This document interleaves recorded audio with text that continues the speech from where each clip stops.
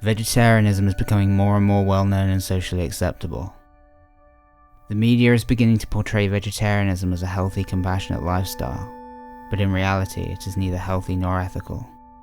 Vegetarians often wrongly believe that milk and egg production causes no harm because the animals are not killed, but the meat, dairy and egg industries are all intrinsically linked.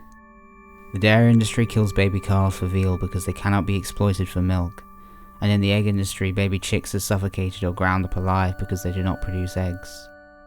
The female cows can live up to 20 years old, but because they are repeatedly impregnated and overmilked, they become too worn out to be profitable, so are killed at around 5 years old.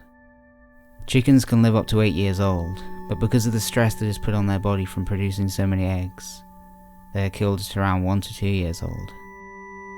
In the dairy industry, cows are artificially inseminated, often with a device known as a rape rack, so that they have babies and produce milk. Because humans desire the milk that was intended for these babies, the young calves are taken away from their mothers at birth, which is one of the most emotionally devastating things anyone can ever do. If the babies are males, they are killed for veal immediately, because they are of no use to the industry. Female babies will suffer the same fate as their mothers. Cows are then hooked up to machines around 3 times a day to be sucked dry, which always leads to painful infections such as mastitis. As a result of this, dairy contains large amounts of pus, or somatic cells. After repeating the cycle of impregnation and milking, dairy cows become worn out and unable to produce profitable quantities of milk. In the egg industry, chicks are born in large incubators and never get the chance to see their mothers. Chick sexes separate the male and female chicks. Because males are of no use to the industry, they are suffocated or ground up alive. The female chicks will have their beaks cut off and will then be crammed into tiny cages or overcrowded sheds. The chicks are crammed together with barely enough space to move. They are forced to urinate and defecate on each other, and the resulting ammonia causes severe damage to their lungs. Many chickens die in their cages and are often left to rot. Chickens have been genetically modified to produce 300 eggs a year instead of their normal 17, which puts a massive strain on their bodies. After 2 years, when they are no longer profitable to the industry, those that have survived are sent for slaughter. They may be gassed or electrocuted and scalded to death. Vegetarians also hold on to the myth that there are essential nutrients that can only be found in animal products. It is easy to get enough protein, iron, calcium, B12 and all the other nutrients as a vegan. While these nutrients can be sourced from animal products, in order to get them we have to also consume all the unhealthy cholesterol, saturated fat and animal protein. Dairy and eggs actually inhibit iron absorption, which is why many vegetarians become anemic. It is not natural for humans to drink cow's milk. Cow's milk is a high-fat fluid designed to turn a 65-pound baby calf into a 400-pound cow. Cow's milk contains animal protein, which has been proven by people like Dr. T. Colin Campbell to promote cancer growth. Animal protein is far too acidic for the human body. In order to neutralize this acidity, the body leaches calcium and phosphorus from the bones. People have been misled to believe that milk gives us strong bones, yet the countries with the highest dairy consumptions all have the highest rates of osteoporosis. Dairy products like cheese and butter are high in fat, saturated fat and cholesterol, and are very low in vital vitamins and minerals. Diets high in fat, especially saturated fat, can increase the risk of heart disease and can cause other serious health problems like diabetes.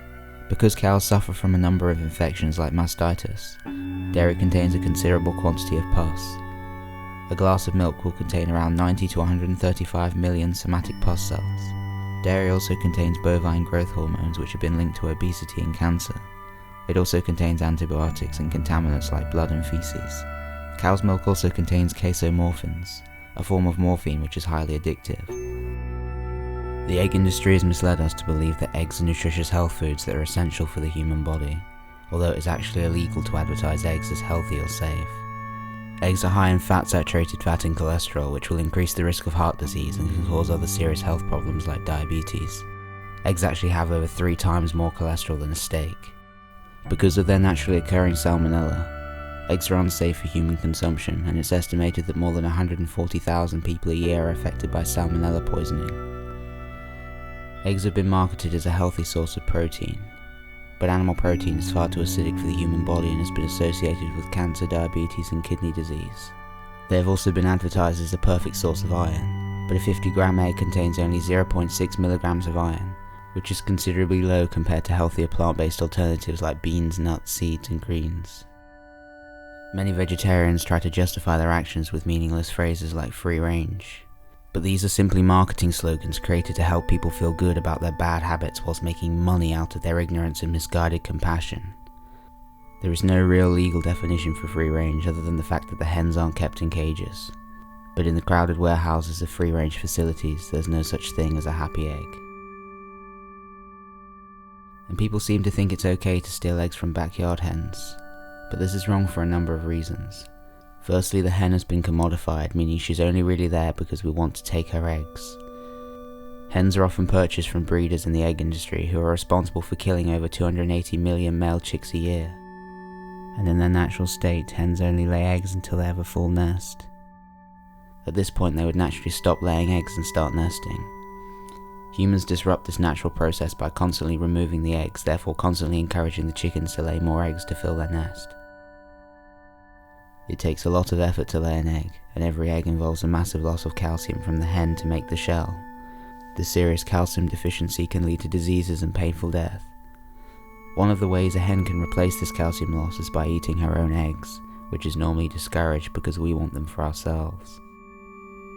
Considering how unhealthy eggs are, leftover eggs should only really be used to make compost. Honey is vomit that has been repeatedly swallowed and regurgitated by bees, therefore it is highly acidic and harmful to our bodies. The acidity can decalcify the bones and helps create an environment in which cancer can thrive. Queen bees are enslaved and her wings are ripped off so that her and her colony cannot fly away. The queens are usually killed after a year and replaced. Bee vomit is very useful for insulation and to feed bees and their babies, but because humans desire their honey, the bees are gassed so that we can steal it. When bee communities no longer produce huge amounts of quality honey, they're killed off, new communities are created by the beekeeper, and the process starts all over again. We've been addicted to these products for so long that we've forgotten what they really are. Dairy is a pus-filled cow secretion made exclusively for baby calves. Eggs are cholesterol-laden hen periods, and honey is stolen bee vomit. And vegetarians are often ignorant to the leather and wool industries. When sheep get older, they stop producing as much wool and they're sent off to slaughter as they are no longer seen as profitable. And regular shearing causes nicks and cuts, and in order to prevent the excess attraction of flies in a condition called fly strike, the wool industry practices mulesing. This is a cruel procedure in which part of a sheep's flesh is cut off of his or her hindquarters without anesthesia. People think that leather is merely a byproduct of the beef industry, but there is such a demand for leather that the animals are killed specifically for their skin. Most leather comes from India cows. To transport them to a place where they can be legally murdered, cows are shoed and roped, then are forced to walk through the heat and dust without food or water. Many animals collapse from the stress of this. When they become weak and slow, their tails are repeatedly pinched and broken in a sick attempt to get them moving. Handlers are in such a hurry that they use nose ropes and twist their necks and tails. They also use chili peppers and tobacco to keep the animals moving. They rub the pepper directly in their eyes in order to get the animals back on their feet. The men that load them into trucks are often forceful and rough. The new experience of travelling combined with a lack of food and water leads to severe nausea. Half the animals are already dead before they arrive at the slaughterhouse. They are generally killed through hacking and sawing with a dull blade and are usually killed in full view of each other. Vivisection is unscientific and only used because it allows scientists to publish large amounts of data, which makes them money. It is a business that cares more about profit than it does about the rats, cats, monkeys and rabbits that are tortured in the name of science. Using animal models does not help to cure human diseases. Dr. Jerry Vlasic once said the following about animal research.